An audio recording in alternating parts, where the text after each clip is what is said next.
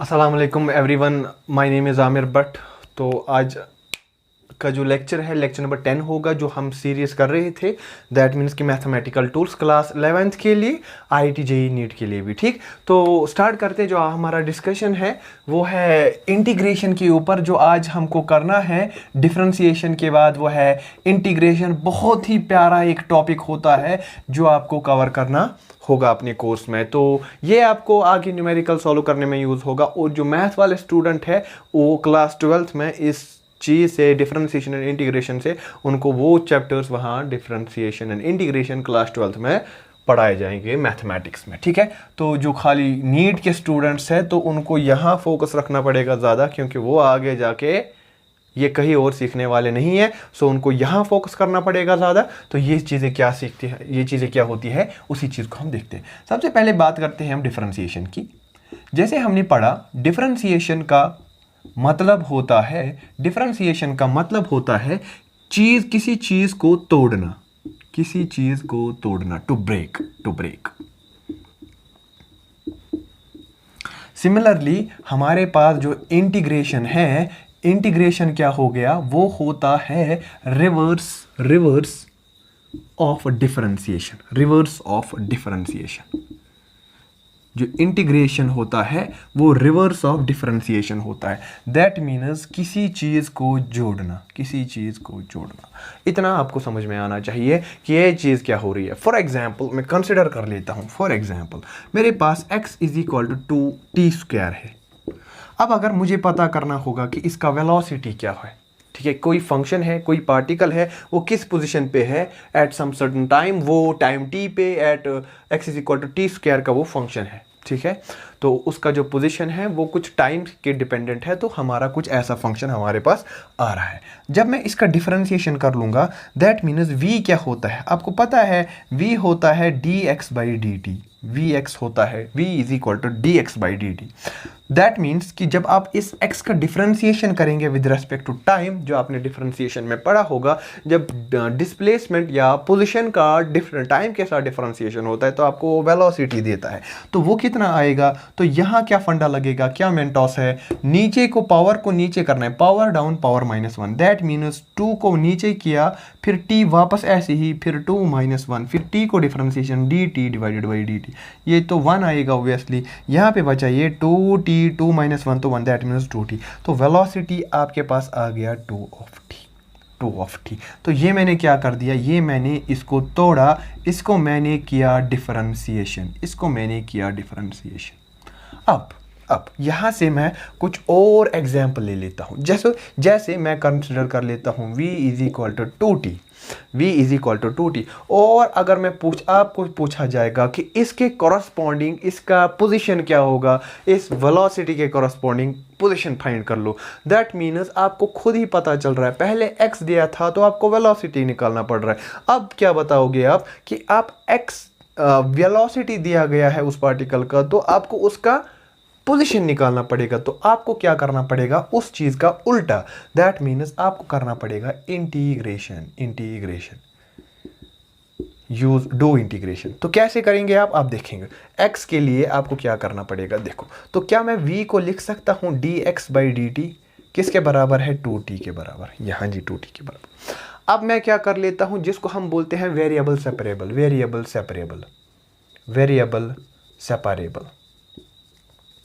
यहां से मैं कर लेता हूं। दैट मीन्स जो dx है उसको अलग x वालों को अलग रखते हैं, t वालों को अलग। That means 2t dt। तो अब इंटीग्रेशन कर सकते हैं। तो इंटीग्रेशन के लिए मैं क्या कर लूं, मैं लिखूं इंटीग्रेट बोथ साइड्स। यहां से भी मैं इंटीग्रेशन कर लेता हूं और यहां से भी मैं इंटीग्रेशन कर लेता हूं। कांस्टेंट का कोई इंटीग्रेशन नहीं होता। तो यहां जब आप छोटे छोटे dx को जोड़ते जाएंगे तो आपको एक बड़ा dx, आपको एक बड़ा x मिलेगा। छोटे dx क्या होता है, एक छोटा सा एलिमेंट। ठीक है, तो सिंपली तो यहाँ पे मैं क्या कह सकता हूँ, जब मैं छोटे छोटे dx को मल्टीप्लाई करता जाऊंगा, ऐड करता जाऊंगा, एक्चुअल में इंटीग्रेशन का मतलब हो गया जोड़ना। दैट मीन्स ऐड करना, दैट मीन्स आप कह सकते हैं ऐड करना, जोड़ना। ठीक है, तो यहाँ पे x तो यहाँ का छोटा छोटा डिफरेंशियल जब ऐड होता जाएगा तो कुछ बड़ा एक्स बनाएगा। अब सिंपली यहाँ 2 को डिफरेंशिएशन तो नहीं, इंटीग्रेशन नहीं होगी, दैट मीन्स यहाँ है टी डी टी। तो यहाँ पे आपको सिखाया जाएगा, अभी आप यहाँ पहले देख ले, मैं आपको आगे वाले एग्जाम्पल्स में सिखाऊंगा कि क्या चीज़ें होती हैं। तो यहाँ जब ऐसा किस्सा होता है तो वो आएगा पावर +1, पावर इसका पावर 1 है। जब इंटीग्रेशन ऐसे किस्म का होता है तो क्या होता है, पावर +1 डिवाइडेड बाई पावर +1, तो दैट मीन्स 1 + 1 डिवाइडेड बाई 1 + 1। तो यहाँ पे आ जाएगा 2t² डिवाइडेड बाई 2, 2 से 2 गया, दैट मीन्स जो आपका x है वो हमारे पास आ गया t², जो यहाँ पे मुझे पहले दिया गया था। दैट मीन्स अगर आपको यहाँ थोड़ा सा फील हो गया होगा, अब नॉर्मल से इंट्यूशन से आप इसको कह सकते हैं कि अगर आपको पोजीशन से वेलोसिटी निकालना पड़ेगा तो आपको डिफरेंशिएशन करना पड़ेगा, और अगर आपको वेलोसिटी से डिस्प्लेसमेंट नीचे ऐसी चीज़ें निकालनी होंगी तो आपको उसके लिए इंटीग्रेशन करना पड़ेगा। तो चीज़ों को जोड़ते जाओ तो आपको आपका जो रिजल्ट होगा वो इंटीग्रेशन का रिजल्ट होगा, और चीज़ों को तोड़ते जाओ तो आपका रिजल्ट होगा डिफरेंशिएशन का रिजल्ट होगा। तो इस चीज़ को मैं रब कर रहा हूँ, आप इसको कॉपी कर ले, तो मैं रब कर रहा हूँ इसको। हमारे पास एक इंपॉर्टेंट क्वेश्चन है बहुत जो पूछा जाता है, that is why we use integration. हम इंटीग्रेशन नॉर्मल लाइफ में यूज क्यों करते हैं, ठीक है, तो वही देखते हैं। वाई वी यूज इंटीग्रेशन, हम इंटीग्रेशन यूज क्यों करते हैं, वाई वी यूज इंटीग्रेशन। चलो इसी चीज को हम देख लेते हैं, हम इंटीग्रेशन क्यों यूज कर लेते हैं। फॉर एग्जाम्पल मेरे पास ऐसा करो है, मेरे पास कोई ऐसा करो है, सपोज ये कोई करो है दिया गया है, सपोज ए और बी के रेस्पेक्ट में दिया गया है करो, और मेरे पास क्या है यहाँ पे ये कोई फंक्शन है, कोई ग्राफ है, तो इसका ये वाला करो, ये वाला जो एरिया होगा आप इसको निकाल सकते हैं। क्या करेंगे, इसके एरिया को, area is equal to half of base into altitude, क्योंकि ये ट्रायंगल है तो ट्रायंगल का ही ऑल्टीट्यूड, आपको ट्रायंगल का एरिया पता करना होगा। सिंपली हमारे पास क्या है, हमारे पास दूसरे टाइप का शेप होगा, तो ये आप इसका एरिया निकाल सकते हैं, तो ये एरिया भी आपको पता है, ठीक है ना। ये तो मैं लिखूं we can find areas like areas of above graphs easily। हम बहुत ही प्यार से ऐसे ग्राफ्स के एरिया कर सकते हैं, लेकिन व्हाट इफ हमारे पास कुछ डिफरेंट सा ग्राफ होगा, तो मैं वो देखता हूं। यहां देखें, यहां मैं क्या करता हूं, अब अगर आपके पास कुछ ऐसा कर्व होगा, अब अगर आपके पास कुछ ऐसा कर्व होगा, हमारे पास ग्राफ ऐसा है, सपोज ये कुछ y है और ये कुछ x है, और कर्व कुछ ऐसा दिया गया है, ऐसा, तो इसका एरिया आप कैसे निकालेंगे, तो ये आप फंस गए यहाँ पे। तो यहाँ पे आपको क्या करना पड़ेगा, आपको इस जैसी टेक्निक, इस जैसे कर्व्स का, इस जैसे फिगर्स का, इस जैसे कर्व्स का, ग्राफ्स का, आपका जो इंटीग्रेशन एरिया है वो इंटीग्रेशन वाले मेथड से निकल सकता है। तो उसी चीज़ पे आप फोकस रखें पहले। फॉर एग्जांपल मैं क्या कंसिडर करता हूँ, इतने एरिया में से मैं यहाँ पे एक छोटा सा पतला सा स्ट्रिप काट देता हूँ, और उस पतले से स्ट्रिप के लिए मुझे लगता है कि ये विड्थ है, ये एक कांस्टेंट यूनिफॉर्म जैसा ग्राफ है, जैसे आपको ये वाला ग्राफ दिख रहा है, उस जैसी ग्राफ की लाइन जो है वो ही यहाँ पे हमको कंसिडर हो रही है, वो ही यहाँ पे कंसिडर, मैं बोलूँ ये ग्राफ है, ये स्ट्रिप है, छोटी स्ट्रिप, एक स्ट्रिप मैंने काट दी पूरे एरिया में से, ये जो लेंथ है ये dx की लेंथ है, और इसका हाइट से y1 है, यहाँ से लेके यहाँ तक अगर मैं कंसिडर कर लूँ, ये y1 डिस्टेंस है यहाँ से लेके यहाँ तक, ठीक है। ओके, तो यहाँ से यहाँ तक का y1 है। अब अगर इस एरिया का निकालना होगा, मैं बोलूँ area of strip is equal to area of strip, वो क्या होगा, वो होगा simply y1 into dx, that means length into breadth, ये डिवाइडेड मल्टीप्लाई बाई ये आ गया एक स्ट्रिप का एरिया। अब मुझे बताओ इस सारे ग्राफ का एरिया क्या होगा, मैं बोलूँगा therefore total area of graph वो टोटल एरिया जो होगा वो कितना होगा, वो होगा sum of all strips, sum of all strips. जितने भी इसमें ऐसी ही स्ट्रिप्स होंगी ना छोटी छोटी, और एक स्ट्रिप से यहाँ होगी और एक स्ट्रिप यहाँ होगी, ये बहुत बहुत बहुत छोटी कंटिन्यूअस स्ट्रिप्स, ऐसे मैं इसको मैं काट दूँ, ऐसे छोटी छोटी स्ट्रिप्स में इसको काट दूँ, फिर उन सारी की सारी स्ट्रिप्स को मैं यहाँ से लेके ज़ीरो से लेके, से फॉर एग्जांपल ये कोई वैल्यू होगा, यहाँ x वैल्यू होगा, ये ठीक है x वैल्यू होगा, इस यहाँ से लेके यहाँ तक का जितने भी इसमें स्ट्रिप्स आ रहे हैं उन सब के स्ट्रिप्स को मैं सम कर दूं। लेकिन आपने पढ़ा होगा, फिर आप ऐसे लिखेंगे, जब भी आप कहीं सम करते हैं, सम करने के दो तरीके हैं, सम करने के दो तरीके हैं। एक को हम बोलते हैं समेशन, दूसरे को हम बोलते हैं इंटीग्रेशन। दैट मीन्स समेशन, ये चीज़ आपने देखी होगी बहुत बार, आपने ये वाला जो उल्टा एम लेटा हुआ एम है ये आपने देखा होगा, इसको बोलते हैं समेशन। और इस वाले चीज़ को हम बोलते हैं, ये जो एस खिंचा हुआ सा एस है, इसको हम बोलते हैं इंटीग्रेशन का साइन, इंटीग्रेशन का साइन। दैट मीन्स जब भी आपको सम करने की बारी आएगी तो या तो आपको सम करना होगा यस ऐसे या तो ऐसे, लेकिन हमारा टॉपिक ये है। लेकिन आप इसको यूज कहाँ कर ले, समेशन जब होगा तो दैट मीन्स तब तुम्हारे वैल्यूज डिसकंटिन्यूअस होंगे, क्या होंगे, डिसकंटिन्यूअस। और लेकिन जब इंटीग्रेशन करना होगा तब तुम्हारे वैल्यूज डिसकंटिन्यूअस वैल्यूज के लिए लगेगा समेशन, और कंटिन्यूअस वैल्यूज के लिए लगेगा, कंटिन्यूअस वैल्यूज के लिए लगेगा आपका इंटीग्रेशन। अब क्या मसला है यहाँ पे कि discontinuous and continuous, for example मैं ऐसा कह लूँ, आपको ये जो ये सारे बॉक्सेस है इनका ऐड करना है, ये आपको जोड़ने हैं। ये अगर देखेंगे आप, ये डिस्क्रीट वैल्यूज है, अलग अलग दूर दूर है, तो इनका सम जब होगा वो ऐसे समेशन से आएगा, समेशन से आ जाएगा। लेकिन अब अगर ग्राफ्स ऐसे होते, अब अगर ग्राफ्स ऐसे होते, अब अगर हमारे पास बॉक्सेस ऐसे होते, ये बॉक्स, ये बॉक्स, ये बॉक्स, ये बॉक्स, इन सब बॉक्सेस को ऐड करते जाना था, इन सब बॉक्सेस को ऐड करते जाना था, तब जो ये वैल्यूज है ये कंटिन्यूअस वैल्यूज है, साथ साथ में पड़े हुए हैं, तब आपको इनका सम ऐसे निकालना पड़ेगा इंटीग्रेशन से। लेकिन अभी आपको आपका इंटीग्रेशन की टेक्निक्स आपको अभी नहीं पता है, ठीक है, तो आहिस्ता आहिस्ता हम इसको सीखेंगे, आहिस्ता आहिस्ता हम इसको सीखेंगे, ठीक है। तो आप इसको कॉपी कर लें, तो मैं ये रब कर रहा हूं। तो यहां तक आपने समझ लिया कि जो इंटीग्रेशन है, जो एरिया है, वो हम summation of all strips, that means, तो इसका जो, इसको मैं ऐसे लिख सकता हूं, total area, that means area is equal to कितना होगा, वो sum of all strips. Sum का मतलब यहाँ स्ट्रिप्स जो है, यहाँ स्ट्रिप्स जो है वो है कॉन्टिन्यूअस, क्या है, continuous strips, continuous strips. That means sum में से मुझे कौन सा यूज करना है, सम में से मुझे करना है यूज इंटीग्रेशन।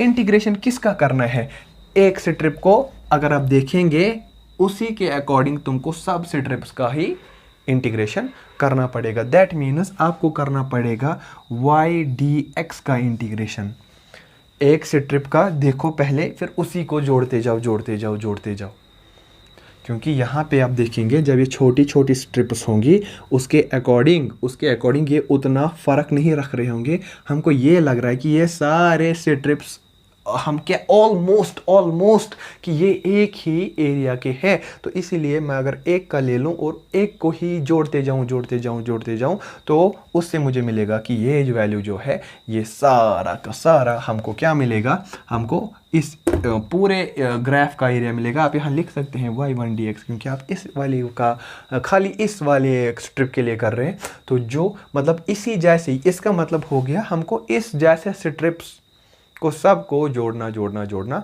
है। तो ये हो गया आपका एरिया। दैट मीन्स कि जो आपका इंटीग्रेशन टेक्निक है उससे आप किसी भी कर्व का एरिया पता कर सकते हैं, ठीक है ना। तो आपने इससे पहले भी कुछ पढ़ा होगा, मे भी आपने पढ़ा होगा, अगर आपने वर्क एनर्जी कुछ टर्म्स पढ़ी होंगी तो आपने पढ़ा होगा area under the curve represents, जो एरिया अंडर द कर्व वाली चीज़ें होती है, अगर वर्क डन वाले चैप्टर में तो आपने वहाँ लिखा होगा W is equal to integral of something, वो फोर्स इनटू डिस्प्लेसमेंट से चीज़ें, तो वो भी आपने वहाँ देखी होंगी, तो बाकी चीज़ें हम यहाँ देखेंगे, ठीक है। तो ये बहुत इंपॉर्टेंट चीज़ है कि एरिया ऑफ ग्राफ कैसे सम ऑफ स्ट्रिप्स के बराबर होता है, और सम किसके बराबर लिख सकते हैं हम, इंटीग्रेट किसको करना है, ये छोटे छोटे स्ट्रिप्स को हम देखेंगे कि हमको हमको तो बाकी स्ट्रिप्स के बारे में कोई इन्फॉर्मेशन है नहीं, लेकिन इस इन्फॉर्मेशन को हमने कंसिडर किया। हम बोल रहे हैं कि बाकी स्ट्रिप्स भी इसी जैसी स्ट्रिप की होंगी, क्योंकि ये बहुत छोटी पतली स्ट्रिप है। हम एज्यूम कर रहे हैं कि जो बाकी स्ट्रिप्स हैं वो भी इसी जैसे स्ट्रिप की होंगे, और उन्हीं को हमको सबको जोड़ते जाना है, सबको जोड़ते जाना है, तो जिसको हम बोलते हैं इंटीग्रेशन टेक्निक। Integration technique. तो इसको मैं रब कर रहा हूँ, तो आप इसको कॉपी कर लें, वीडियो को पॉज कर लें, साथ साथ में कॉपी कर लें।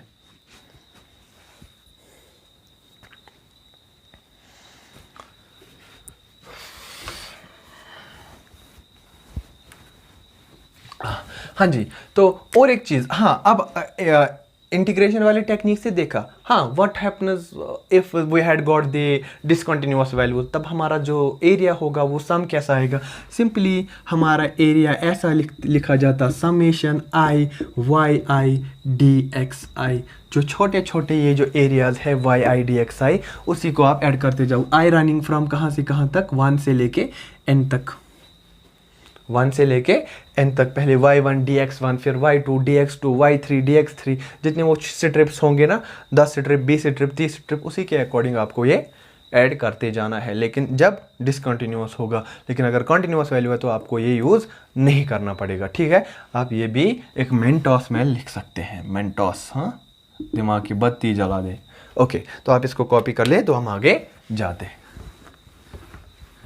ओके जी, तो अब कुछ और टेक्निक इसमें सीख लेते हैं। जैसे आपने कुछ देखा होगा कि work is equal force into displacement, वो सारी कहानी भी आपने देखी होंगी। चलो हम इस चीज़ को कैसे वर्क वाले चैप्टर के साथ इसको जोड़ना चाहेंगे, उसी में हम देखेंगे। फॉर एग्जांपल, ये एक रिजिड सपोर्ट है, यहाँ से ये एक स्मूथ सरफेस है, इधर कोई बॉक्स पड़ा है, आपने यहाँ फोर्स मारा, F इज इक्वल से सपोज 10 न्यूटन का फोर्स आपने मारा इसको, जो आपने इस पर लात मार ली तो ये यहाँ तक लग गया। तो आपको पता है जब भी फोर्स लगेगा तो ये डिस्प्लेसमेंट करेगा। तो सपोज ये इसने कितना डिस्प्लेसमेंट किया, सपोज x का डिस्प्लेसमेंट इसने यहाँ से लेके यहाँ तक का डिस्प्लेसमेंट किया। तो वैसे जब ये डिस्प्लेस करेगा, फोर्स लगेगा, तो there would be some kind of work. Work इसके बराबर force into displacement, force into displacement, that means work is equal to F into x। तो लेकिन ये फॉर्मूला तब ही लगता है, लेकिन जब ये फोर्स क्या होना चाहिए, कांस्टेंट। ये ऑब्वियसली देखो यहाँ पे जो है फोर्स है, पहले 10 न्यूटन का लग रहा है, दैट मीन इसका मैग्नीट्यूड फिक्स्ड है। इस पे लात मारी आपने, तो जब ही आप इस पे लात मारेंगे तो ये वहां चला जाएगा, फोर्स की वजह से वो वहां चला जाएगा, और उतने फोर्स से वर्क डन होगा, जिस अकॉर्डिंग ये डिस्प्लेसमेंट करेगा, उसी अकॉर्डिंग ये इसका वर्क डन निकलेगा, ठीक है। इतना तो हमको समझ में आया। हाँ, लेकिन इसमें कुछ ट्विस्ट है। अब अगर हमारा केस ऐसा होगा, यहां स्प्रिंग है, यहां स्प्रिंग, यहां ब्लॉक लगा है किसी मास m का, यहां लगेगा फोर्स, यहां लगेगा फोर्स, क्या हमारा W is equal to F into displacement वाला चीज काम करेगा यहाँ पे?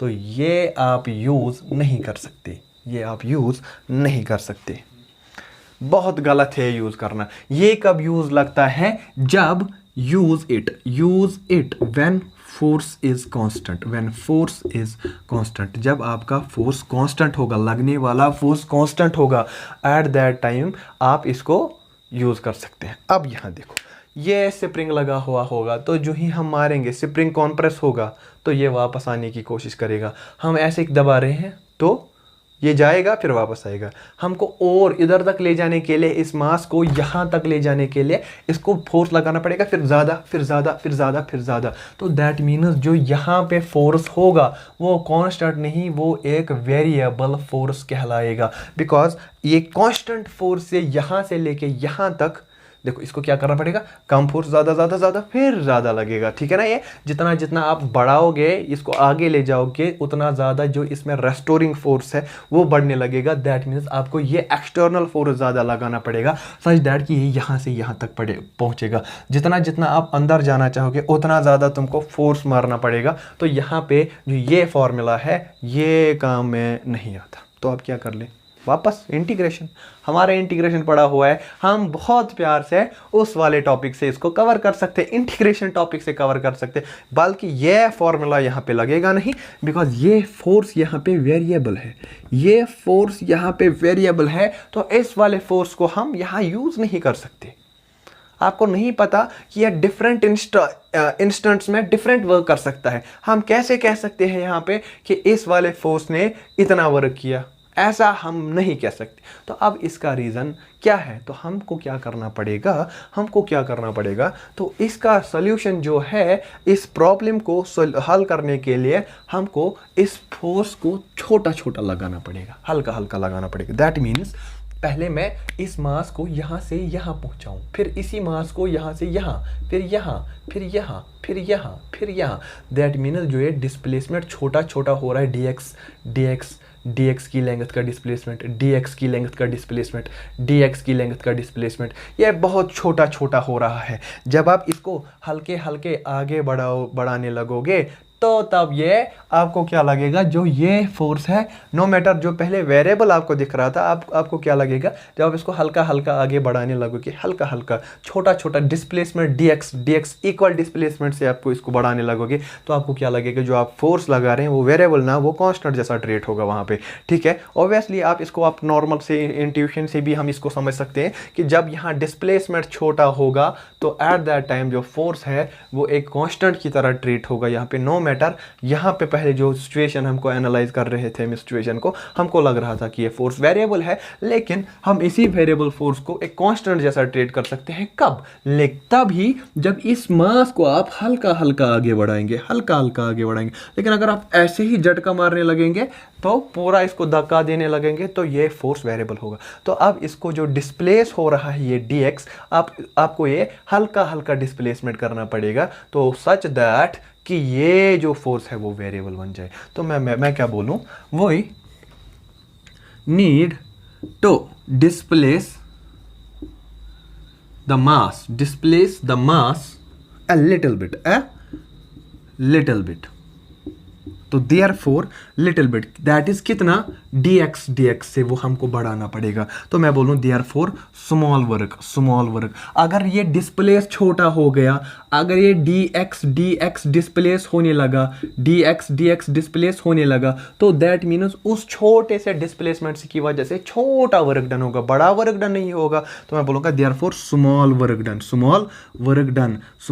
Done dw is given by, small work done is given by, जो छोटा सा वर्क डन होगा वो कैसे होगा, वो होगा dw is equal to force into displacement, इस जैसा होगा। फिर और आगे बढ़ाया आपने, ये बना आपका वर्क डन, कितना छोटा सा वर्क डन। जब आप इसको इतना हल्का बढ़ाएंगे, यहां से वो सपोज यहां चला गया, ये dx का डिस्टेंस ये हिल गया इधर से इधर तक, इतना डिस्प्लेसमेंट करने के लिए, इतना डिस्प्लेसमेंट वापस से, ठीक है, कंसंट्रेशन रखे आप, इतना डिस्प्लेसमेंट करने के लिए इसने कुछ छोटा सा वर्क डन किया होगा, वो ये रहा। फिर आप इसको हल्का आगे और बढ़ाएंगे तो फिर और छोटा dw आएगा उस हल्के आगे बढ़ने से। फिर आप इसको और आगे बढ़ाएंगे, फिर और dw आएगा छोटा, फिर और बढ़ाएंगे। जितना जितना आप छोटा छोटा डिस्प्लेसमेंट करेंगे, उस छोटे छोटे डिस्प्लेसमेंट के अकॉर्डिंग तुमको छोटा छोटा वर्क डन आ जाएगा, ये जितना जितना वर्क डन, और जो वो वर्क डन होगा वो सारा, मुझे लगता है, हमको लगता है और सबको ही लगता है, और यहाँ ट्रीट भी हो रहा है वैसा ही, कि ये जो छोटा छोटा वर्क डन होगा यो यहाँ पे लगेगा, फिर यहाँ होगा, फिर यहाँ तक, पूरा यहाँ तक जब हम देखेंगे वो छोटा छोटा वर्क डन इक्वल जैसा वर्क डन होगा। तो हम जब देखेंगे यहाँ से यहाँ तक, बॉडी को यहाँ से यहाँ तक लाने में तुमको जो टोटल वर्क डन होगा वो क्या होगा, इन छोटे छोटे dw, यहाँ dw आएगा, फिर यहाँ dw आएगा, फिर यहाँ dw आएगा, dw आएगा, इन छोटे छोटे dw's को आपको क्या करना पड़ेगा, ऐड करना पड़ेगा। यहाँ देखें कोई भी डिसकंटिन्यूअस वैल्यू नहीं, स्प्रिंग जो है कंटिन्यूअस है, डिसकंटिन्यूअस कहीं पे नहीं है, तो जो वैल्यूज है वो कंटिन्यूअस है। तो हमको क्या करना पड़ेगा, हमको इसको डिफरेंशिएशन करना पड़ेगा। जितना स्प्रिंग कंप्रेस होगा उतना डिस्प्लेस होगा, ठीक है, उतना डिस्प्लेसमेंट आएगा और उसी के अकॉर्डिंग वर्क डन आ जाएगा।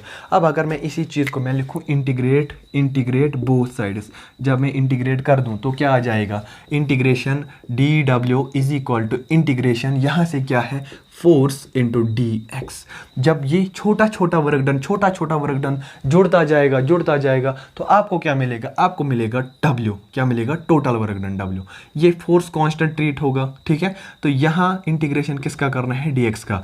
That means W is equal to छोटा छोटा वर्क डन ऐड करते जाओ वो बनेगा लास्ट में x, तो बड़ा x बनेगा, ठीक है। तो आप ऐसे कर सकते हैं। तो जो वर्क डन है वो होगा फोर्स इंटू डिस्प्लेसमेंट में भी। अगर ये फोर्स वेरिएबल भी होगा आप इसको ऐसे भी कर सकते हैं, W is equal to integration of force into displacement, ऐसा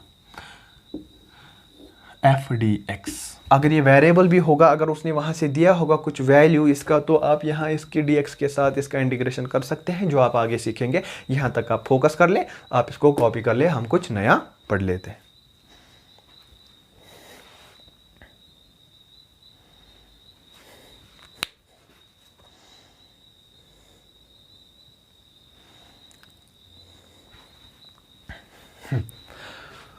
ओके तो ये और एक इंपॉर्टेंट चीज़ कि ये डिस्प्लेसमेंट कहाँ से कहाँ करना है। अगर इसको आप जीरो मानेंगे, यहाँ तक आपको x मानना है, दैट मीन्स आप इसको जीरो से लेके x तक करते हैं डिस्प्लेस। दैट मीन्स ये जो होते हैं इनको हम बोलते हैं लिमिट्स, जो मैं अब नेक्स्ट टॉपिक में आपको सिखाने की कोशिश करूँगा। अब यहाँ तक ये आपको समझ में आना चाहिए कि जब भी फोर्सेस कांस्टेंट होंगे तो W is equal to FX लगेगा, और जब भी फोर्सेस वेरिएबल होंगे तो W is equal to integration of FDX लगेगा। ये आप दिमाग में फिट कर ले, नज़र के सामने, जिगर के पास रख ले। ओके शाबाश, ये इंपॉर्टेंट है बहुत ज़्यादा। चलो बात करते हैं नेक्स्ट।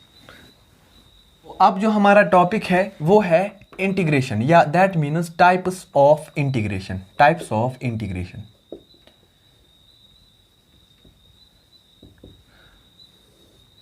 तो इसमें क्या होता है, पहला टाइप है इसमें इनडेफिनिट इंटीग्रेशन।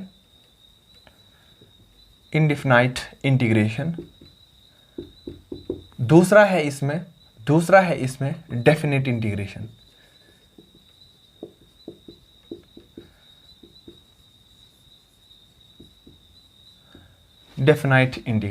ये एक, ये दो टाइप से इसके। तो ये पहला हम डिफाइन करने की ट्राई करते हैं। आप इसको साथ साथ में कॉपी कर लें, तो मैं देखता हूं इसको। पहले हम इनडेफिनिट इंटीग्रेशन करते हैं, पहले हम इनडेफिनिट इंटीग्रेशन को ट्राई करते हैं। यहां देखें तो ये वो इंटीग्रेशन है जहां लिमिट्स नहीं होते,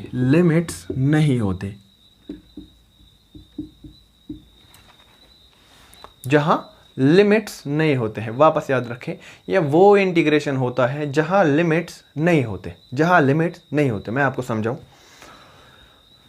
फॉर एग्जाम्पल, तो पहले मैं इसको लिख लेता हूं, फिर आपको समझ में आ जाएगा। फॉर एग्जाम्पल, अगर कोई चीज़ हमको, किसी चीज़ का आपको उसका इंटीग्रेशन करना है, सपोज उसका वैल्यू आएगा सपोज y dx, छोटे छोटे एरियाज को आप ऐड करते जा रहे हैं। तो और जो फिर c है उसके साथ और एक चीज़ ऐड हो रही है, दैट मीन्स c, इसको हम बोलते हैं कांस्टेंट ऑफ इंटीग्रेशन। अब ये c क्या मसला है, ये आप देखें, ये जो फॉर्मूला है ये लगेगा आपको किसके लिए, इनडेफिनाइट इंटीग्रेशन, जहां लिमिट्स नहीं होते हैं। आपको लिमिट नहीं दिया गया है कि आपको इंटीग्रेट कहां से कहां करना है। मैं आपको ऐसे समझाने की ट्राई करूंगा। फॉर एग्जांपल, आप कंसिडर करने एक बड़ा सा लॉग, इन्फिनाइट सा लॉग, चलो इन्फिनाइट ना ले, एक बहुत बड़ा सा लॉग आप ले, ठीक है। जो आपके नज़र में सबसे बड़ा एक लॉग होगा उसको आप कंसिडर कर ले, ठीक है। तो उसी को आपको पहले तोड़ना है। तोड़ने का मतलब आपको वो डिफरेंशिएट करना है। फिर आपको बोला जाएगा इसी को वापस से जोड़ दो। आपको वो छोटे छोटे, अगर मैं कंसिडर कर दूं, ये बड़ा सा लॉग है, इसको हमने छोटे छोटे लॉग्स में कंसिडर कर तोड़ दिया है, ठीक है।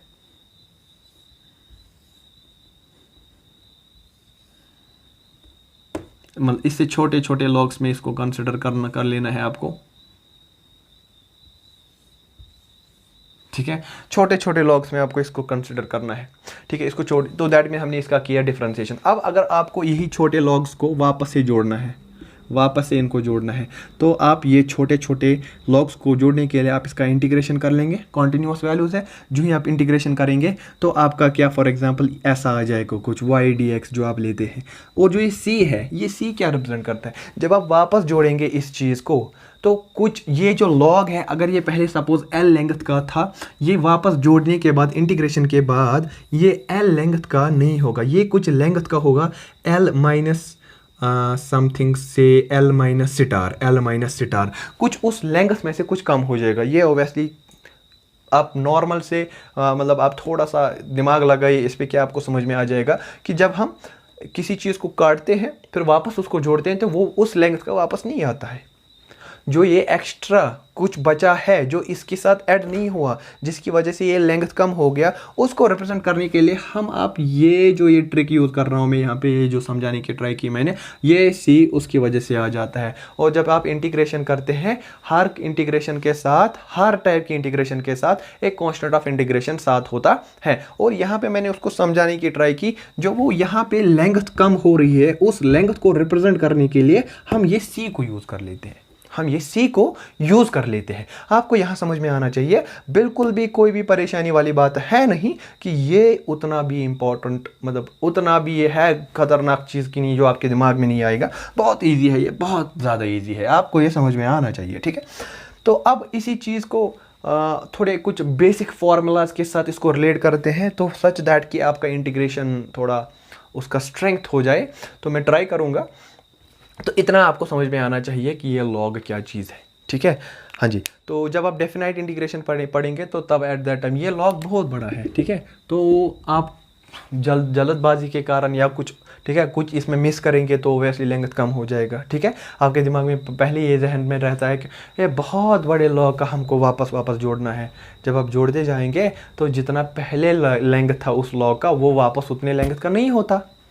तो दैट मीन्स कि जो वो कम बचा कुचा रहता है उसमें, तो वो ये सी रिप्रेजेंट करता है, वो ये सी कॉन्स्टेंट ऑफ इंटीग्रेशन उसको रिप्रेजेंट करता है। जो कुछ बची कुची खामी होगी जोड़ने में, जो आपसे जुड़ नहीं पाई, वो ये सी को हम सी से हम उसको रिप्रेजेंट, हम बोलते हैं चलो भाई साहब जो गलतियां हमसे मिस हो रही है हम वो कुछ एक्स्ट्रा डालते हैं, ठीक है। जैसे दुकानदार के पास जाते हैं, वो तोल के आपको कुछ चीज़ देते थे, फिर वो कुछ एक्स्ट्रा उसमें से डाल देता है, उसको लगता है शायद में भी कुछ तोलने में गड़बड़ हो गया और मैंने कुछ एक्स्ट्रा डाल दिया। वो जो एक्स्ट्रा डाल रहा है वो क्या है, वो कॉन्स्टेंट ऑफ इंटीग्रेशन है, वह समझ ले, ठीक है। तो इस चीज़ को मैं रब करता हूँ, मैं कुछ फिर बेसिक फॉर्मूलाज लिख लेता हूँ जो बहुत ज़्यादा इंपॉर्टेंट है। तो आप ऐसा टॉपिक लिख ले, बेसिक फॉर्मूलाज, ओके, बहुत ज़्यादा इंपॉर्टेंट है, ये आपको याद रखने हैं। पहला क्या है, अगर इंटीग्रेशन किसी कांस्टेंट होगा विद रेस्पेक्ट टू dx तो वो क्या आता है, वो आता है 1, वो आता है 1। तो लिमिट नहीं दिया है तो 1 प्लस सी, सॉरी, तो कांस्टेंट ऑफ इंटीग्रेशन बाहर आ जाएगा, तो दैट मीन्स वहाँ बचा dx, छोटे छोटे dx को 1 तो समझ लो है ही नहीं। जब खाली dx होगा, छोटे छोटे dx को ऐड करते जाओ तो आपको बड़ा x निकलेगा। तो कुछ स्टूडेंट्स ऐसे करते हैं dx, तो वो उनको वो कर लेते हैं कि ये d और इंटीग्रेशन कट जाता है, वहाँ बचेगा x। भाई साहब ऐसा ये बिल्कुल नहीं होता है। हाँ, हम बस शॉर्ट टर्म के लिए इसको यूज़ कर सकते हैं, x निकलता है, अदरवाइज ये मैथ के हिसाब से ही है, लेकिन अगर इसका फिजिकल मीनिंग देखा जाएगा ये गलत है। फिर ये चीज़ आपको नहीं करनी। इसका मतलब क्या हो गया, छोटे छोटे dx को इंटीग्रेट करना है, dx जोड़ते जाओ और वैसे एक बड़ा x मिलेगा, जो ओवरऑल लेंथ होगी वो मिलेगा आपको। वही ये समझाने की ट्राई करते हैं। हाँ, अगर आपको क्विकनेस, आप मतलब ऐसे कर सकते हैं कि किसी को समझाने के लिए समझ में नहीं आ रहा ये यार ये कर दो, अदरवाइज ये करता नहीं है, ठीक है। तो ये आपको समझ में आना चाहिए। ओके, तो यहाँ पे कुछ कांस्टेंट ऑफ इंटीग्रेशन सी आ जाएगा, जो हमको जोड़ने में कुछ कमियां हो रही है वो ये सी रिप्रेजेंट करेगा। शाबाश। अब दूसरा करते हैं। सपोज अगर कोई कांस्टेंट ए होगा, उसकी को डिफरेंस इंटीग्रेशन करनी है, तो ए बाहर आ जाएगा, वहाँ बचेगा क्या, वहाँ बचेगा dx का इंटीग्रेशन। दैट मीन्स dx का इंटीग्रेशन कितना आएगा, a dx का इंटीग्रेशन, छोटे छोटे dx को जोड़ते जाओ, वहाँ आ जाएगा x, और फिर c constant of integration c। इतना आपको समझ में आना चाहिए। फिर उसके बाद तीसरा कर लेते हैं। फॉर एग्जांपल अगर हमारे पास होगा कोई x पावर n dx, तो उसके लिए क्या है, उसके लिए क्या है, तो यहाँ पे क्या फॉर्मूला, आप एक मेंटोस याद रखेंगे, इसके लिए बहुत ज़्यादा इंपॉर्टेंट है। एक मेंटोस याद रखेंगे, क्या है, जब भी इंटीग्रेशन, जब भी आप डिफरेंशिएशन इस तरीके की करनी होती है x पावर n, तो क्या करते हैं, पावर डाउन पावर -1 और इनटू फिर अंदर में जो डिफरेंस ये है x होता था उसका डिफरेंशिएशन। लेकिन यहाँ क्या करेंगे आप, जब भी ऐसा किस्सा होगा तो क्या करेंगे, power plus one divided by power plus 1। तो मतलब क्या है इस बात का, मैं दिखाऊंगा आपको। जो ये चीज़ है इसी को मैं लिखता हूँ, इसी चीज़ को मैं ऐसे लिखता हूँ, दैट मीन्स इसका आंसर आ जाएगा x पावर है इसका n+1 डिवाइडेड बाई जो पावर है n उसको +1 कर लो, दैट मीन्स x को एज इट इज, ठीक है, x power +1 divided by power +1, that means power क्या है, पावर है यहाँ पे n+1 और कांस्टेंट ऑफ इंटीग्रेशन ट्रीट करेंगे हम c को। ये आ गया आपका डिफरेंस इंटीग्रेशन। आपको ये याद रहना चाहिए कि क्या है, power +1 divided by power +1। In differentiation क्या होता है, पावर डाउन पावर -1। इंटीग्रेशन क्या है, power +1 divided by power +1। Okay, अब उसके बाद फोर्स वाला कर लेते हैं। फॉर एग्जांपल अगर कभी कभार आपके पास होगा 1/x, अगर x इनवर्स होगा dx के साथ इंटीग्रेशन करना है, तो इसको कैसे लिखा जाता है, इसको लिखा जाता है 1/x, क्योंकि इनवर्स को x करेंगे dx करेंगे, तो यहाँ बचेगा इसका, ये आएगा, जब भी 1/x होगा तो आप लिखेंगे log of x plus c, या और आप ऐसे भी लिख सकते हैं ln of x plus c, log natural of x। आप अगर आपने ये चीज़ें नहीं पता है कि log यूज़ कब करना, log नेचुरल यूज़ कब करना, आप मेरे प्रीवियस लेक्चर्स देख ले, दैट मीन्स लेक्चर 1 2 3 के जो lecture, I think lecture number 4 में है वो लॉगरिथम की कहानी सारी, तो आप उसमें देख सकते हैं कि ये लॉग हम कब यूज़ कर सकते हैं, लॉग नेचुरल का मतलब क्या रहता है, वो सारा चीज़ उसमें क्लियर है। हाँ, अब यहाँ पे ये क्वेश्चन है कि हमने इसको ऐसा क्यों नहीं किया, -1 + 1 डिवाइडेड बाई -1 + 1, तो ये क्या आता है, x power 0 divided by 0, anything divided by 0 वो क्या आता है, इन्फिनिट, दैट मीन्स फंक्शन का वैल्यू इन्फिनिट आ जाता है, और किसी भी चीज़ का जोड़ने पे इन्फिनिट वैल्यू नहीं था, तो दैट मीन्स कि ये जो चीज़ है ये हम गलत कर रहे हैं।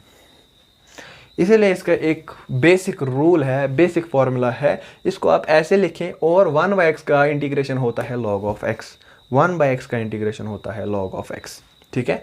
तो उसके बाद और एक चीज़ का कर लेते हैं। For example we had got the cos x, अगर आपके पास cos x है dx, जैसे मैंने आपको बोला है साइन का क्या होता है cos, सिमिलरली साइन का होता है cos, तो cos का क्या होगा, cos का ऑब्वियसली होगा sin ऑफ x और plus c।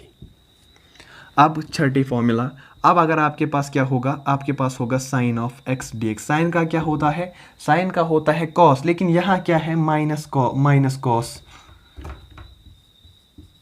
x plus c, cos का साइन, साइन का cos, वहाँ क्या होता था, साइन का cos और cos का साइन, यहाँ उल्टा है, वही समझ में आई। जो चीज़ इसका डिफरेंशिएशन ये है, लेकिन इसका इंटीग्रेशन ये है जो मैंने आपको स्टार्टिंग में दिखाया था, जिसका डिफरेंशिएशन जो निकलेगा उसी को इंटीग्रेशन कर लो वापस आएगा, आंसर का क्वेश्चन का डिफरेंशिएशन करो आंसर निकलेगा, आंसर का इंटीग्रेशन कर लो क्वेश्चन निकलेगा, वही चीज़ है यहाँ पे।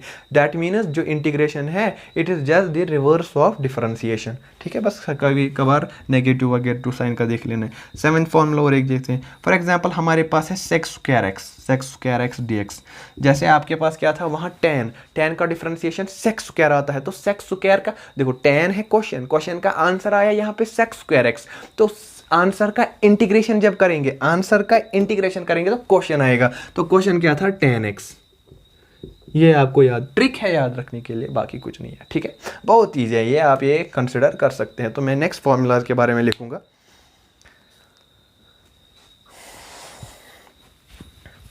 ओके, साथ साथ में आप कॉपी करते जाइए। चलो यहाँ पे थोड़ी जगह है, यहाँ मैं कर लेता हूँ, चलो यहाँ कर लेते हैं।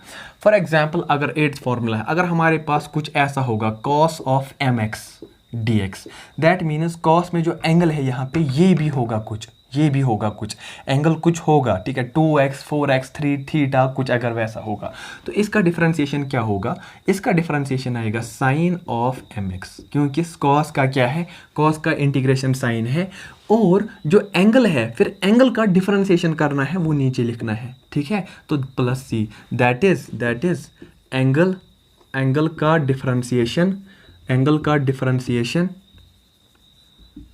डिफरेंशिएशन डिनोमिनेटर में लिखो,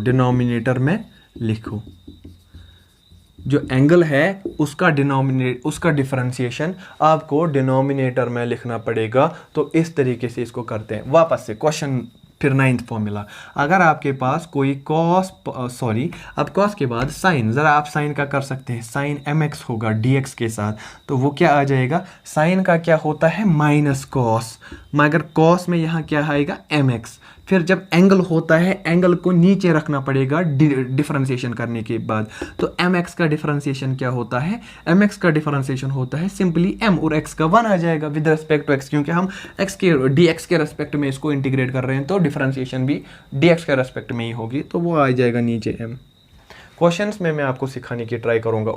और एक फार्मूला होता है, फॉर एग्जांपल जैसे अगर हमारे पास e पावर mx होगा dx होगा, तो क्या होगा, वापस से यही e पावर, जैसे e एक्सपोनेंशियल का डिफरेंशिएशन एक्सपोनेंशियल है, सिमिलरली एक्सपोनेंशियल का इंटीग्रेशन भी एक्सपोनेंशियल ही है, लेकिन जो पावर होता था फिर आप उसको अलग से डिनोमिनेटर का डिफरेंशिएशन करते। सिमिलरली जो पावर है इसके पावर को हमको अलग से डिफरेंशिएशन करना पड़ेगा, लेकिन डिफरेंशिएशन को मल्टीप्लाई में ना रख के इसको डिनोमिनेटर में रखना है, तो mx का डिफरेंशिएशन खाली m आ जाएगा, वो आपको नीचे रखना है। आपको डिफरेंशिएशन बोलना नहीं चाहिए था, ठीक है, नहीं, अगर भूल चुके हैं आप वापस से लेक्चर्स को रिवाइज कर लें, बहुत प्यार से इसकी क्वेश्चंस की प्रैक्टिस कर ले, आपको समझ में आना चाहिए, और फॉर्मूलाज को आपको बोलना नहीं है, ठीक है। तो ये आप कॉपी कर ले, तो मैं उसके बाद कुछ क्वेश्चंस की प्रैक्टिस आपको करवा लेता हूँ, तो उसके बाद मूव करते हैं नेक्स्ट टॉपिक पे।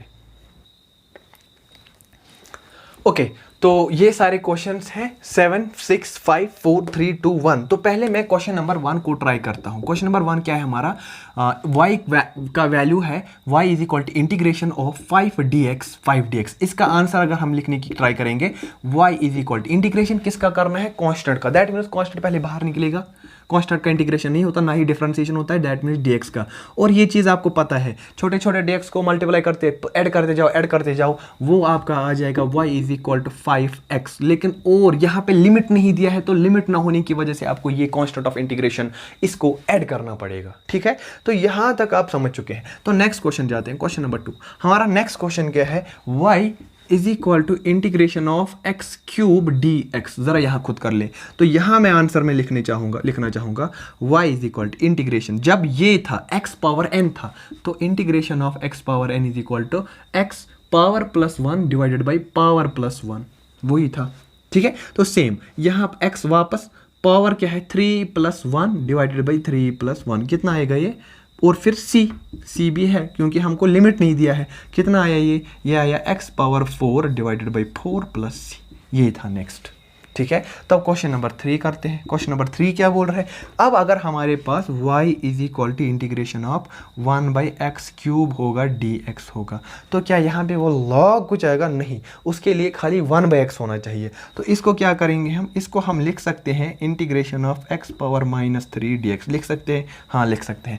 और इसी चीज़ को मैं ऐसा लिख सकता हूँ, y इज इक्वल टू, इसको लिख सकते हैं, ये तो x पावर n है, तो लिखेंगे x पावर n की जगह -3 plus 1 divided by -3 plus 1 plus c। तो आप इसको कर सकते हैं आप, तो क्या आएगा answer, x power -2 divided by -2, समझ में आए, तो आप इसको कर सकते हैं। तो सिंपली आप ऐसे लिख सकते हैं x power -2 divided by -2 plus c, ये आपका आंसर, ठीक है।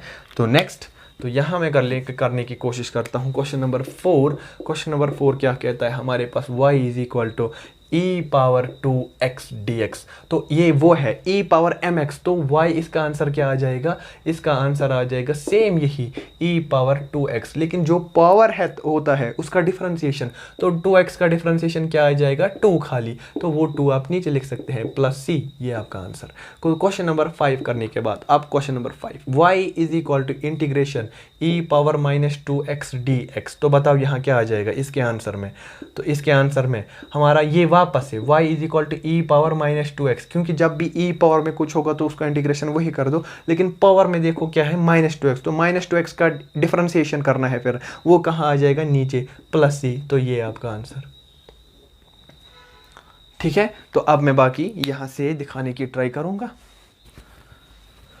आप इसको कॉपी कर लें, म्यूट पॉज कर लें, कॉपी कर लें।